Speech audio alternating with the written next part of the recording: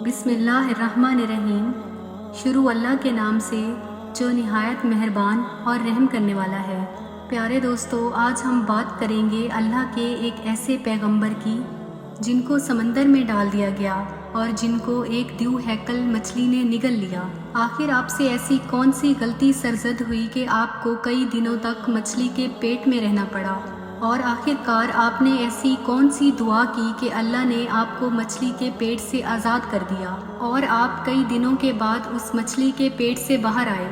پیارے دوستو، آج ہم اس ویڈیو میں حضرت یونس علیہ السلام کے بہت ہی عجیب و غریب واقعے کے بارے میں بتائیں گے اور اس دعا کے بارے میں بھی بتائیں گے جو آپ نے مچھلی کے پیٹ میں کی۔ حضرت یونس علیہ السلام کا واقعہ بہت اہم سبق امیز پہلو پر مشتمل ہے اور اس پر بہت سی تفصیلات ہیں جو ہمیں قرآن و حدیث میں ملتی ہیں۔ حضرت یونس علیہ السلام اللہ کے حکم سے نینوا کے لوگوں کو مسلسل اللہ کی طرف بلاتے رہے اور انہیں شرک بت پرستی سے روکتے رہے۔ آپ نے انہیں اللہ کی وحدانیت اور اس کے عذاب کا خوف دلایا، لیکن قوم نے آپ کی بات کو مسلسل رد کیا اور ایمان نہیں لائی۔ جب حضرت یونس علیہ السلام کو محسوس ہوا ان کی قوم کبھی ایمان نہیں لائے گی اور اللہ کا عذاب ان پر آنے والا ہے، تو وہ قوم کو چھوڑ کر چلے گئے۔ یہ اس وقت ہوا جب حضرت یونس علیہ السلام نے اپنی قوم کی سرکشی اور نافرمانی سے دل برداشتہ ہو کر اللہ کی اجازت کے بغیر وہاں سے جانے کا فیصلہ کیا۔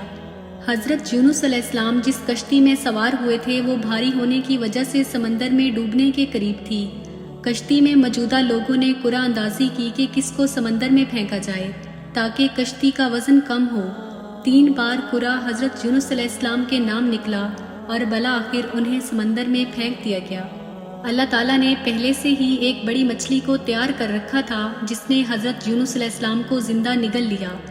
حضرت یونس علیہ السلام مچھلی کے پیٹ میں زندہ رہے اور یہ ایک غیر معمولی واقعہ تھا جو اللہ کی قدرت اور حضرت یونس علیہ السلام کے لیے آزمائش کا حصہ تھا۔ مچھلی کے پیٹ کی تاریکی اور گھٹن میں حضرت یونس علیہ السلام کو اپنے کیے کا احساس ہوا کہ انہوں نے اللہ کی مرضی کے بغیر اپنی قوم کو چھوڑ دیا تھا۔ مچھلی کے پیٹ میں اندھیرا اور خاموشی حضرت یونس علیہ السلام کے لیے نہایت سخت حالات تھے۔ وہ زندہ تو رہے تھے لیکن ایسی حالت میں تھے جہاں کوئی دوسرا انسان زندہ رہنا مشکل تصور کیا جاتا ہے۔ اس مشکل وقت میں حضرت یونس علیہ السلام نے اللہ کی طرف رجوع کیا اور سچی توبہ کے ساتھ دعا کی۔ حضرت یونس علیہ السلام نے مچھلی کے پیٹ میں اللہ سے دعا کی، لا الہ الا انت سبحانک انی کنت من الظالمین۔ یہ دعا ہے ان کی ندامت اور عاجزی کی عکاسی کرتی ہے۔ قرآن مجید میں اللہ تعالیٰ فرماتا ہے کہ اگر حضرت یونس علیہ السلام یہ دعا نہ کرتے تو قیامت تک مچھلی کے پیٹ میں رہتے۔ اللہ تعالیٰ نے حضرت یونس علیہ السلام کی دعا کو قبول فرمایا اور مچھلی کو حکم دیا کہ وہ انہیں ساحل پر اگل دے۔ مچھلی نے اللہ کے حکم کی پیروی کی اور حضرت یونس علیہ السلام کو ایک خشک زمین پر چھوڑ دیا۔ اس وقت حضرت یونس علیہ السلام نہایت کمزور اور بیمار تھے کیونکہ مچھلی کے پیٹ میں رہنے کی وجہ سے ان کا جسم سخت متاثر ہوا تھا۔ اللہ تعالیٰ نے ان کے علاج کے لیے ایک درخت اگا دیا۔ کچھ تفسیر میں اسے کدو کا درخت کہا جاتا ہے جس کے پتے حضرت یونس علیہ السلام کو سایہ اور خوراک فراہم کرتے رہے یہاں تک کہ وہ صحت یاب ہو گئے۔ جب حضرت یونس علیہ السلام اپنی قوم کے پاس واپس پہنچے تو وہ حیران رہ گئے۔ ان کی قوم اب اللہ کی طرف رجوع کر چکی تھی۔ نینوا کے لوگ حضرت یونس علیہ السلام کے جانے کے بعد اللہ کے عذاب کی علامات دیکھ کر خوف زدہ ہو گئے تھے اور سب نے اجتماعی توبہ کی اور اللہ کے عذاب کے ٹلنے کی دعا کی۔ اللہ تعالیٰ نے ان کی توبہ قبول فرمائی اور عذاب کو روک دیا۔